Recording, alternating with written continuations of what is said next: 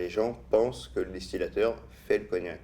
Non, le distillateur ne fait pas le cognac. Le distillateur fait l'eau de vie et après les maisons de cognac font leur assemblage pour faire leur cognac. Voilà.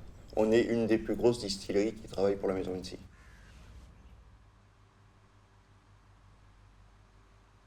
La distillation était un métier que j'avais approché étant petit parce que mon père travaillant à la maison Martel.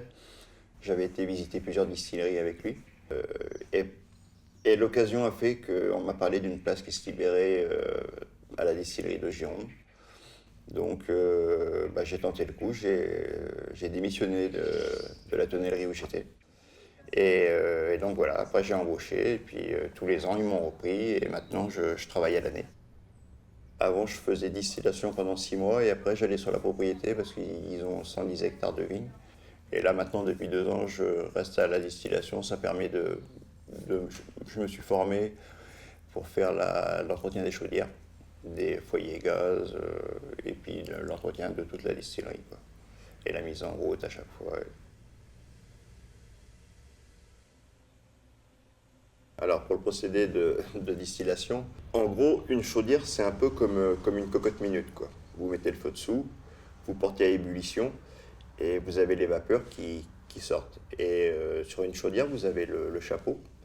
Et à l'intérieur de ce chapeau, il y a un tri des vapeurs qui se fait. Et donc les premières vapeurs vont monter dans le chapeau, dans le col de cygne. Les bonnes vapeurs vont partir dans le col de cygne et les mauvaises vont retomber. Ça part en vapeur dans le col de cygne et après ça arrive dans un serpentin qui est dans une cuve avec de l'eau qui descend comme ça jusqu'en bas.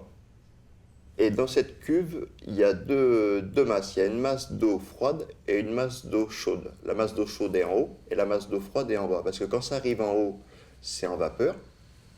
Et plus ça va descendre, plus cette vapeur va se transformer en liquide au fur et à mesure.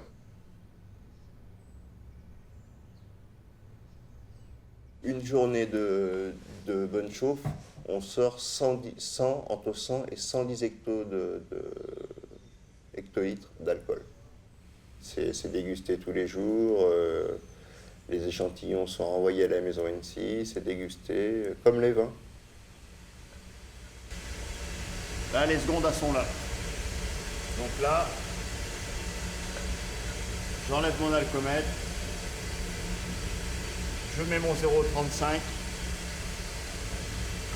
et je mets mon tuyau. Voilà. Et là, mes secondes sont en train de couler. Je règle ma cellule pour faire ma coupe à 7. La distillation pour faire du cognac, c'est la double distillation. Première chauffe, c'est la chauffe, le vin qu'on met en chaudière, qu'on met à ébullition, comme je vous ai expliqué, et on va récupérer 8 hectos de brouillis.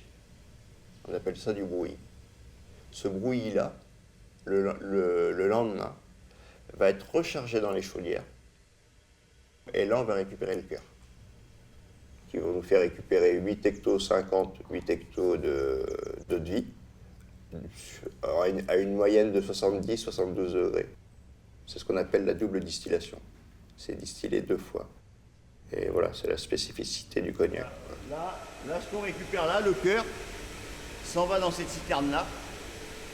Et une fois qu'on aura fait la coupe, à 13h cet après-midi, le distillateur pompera tous ses bacs et toute l'eau de vie ira dans un chai en haut. Et après, on mesurera et on pèsera le total de toute l'eau de vie qu'on a récupérée dans la journée. Sachant qu'une eau de vie, ça fait entre 70 et 72 degrés. Moi, dans le métier de la distillation, ce qui m'intéresse le plus, c'est un peu ce côté de chimie, d'être un peu le chef, le responsable de mon produit, quoi. Voilà. C'est pas quelque chose de linéaire. Les années se suivent et ne se ressemblent pas. C'est pas parce qu'une année vous avez telle pression pour les chaudières à 30 degrés de bouillie que l'année d'après ça va être la même pression. Parce que tout joue, les températures extérieures. Il y a beaucoup de choses qui rentrent en ligne de compte et qui à l'arrivée, font un produit différent. Et puis le résultat final, l'eau de vie, c'est un beau produit, quoi. C'est un produit noble. Et puis travailler au milieu de ces chaudières, du cuivre, l'endroit en lui-même est agréable.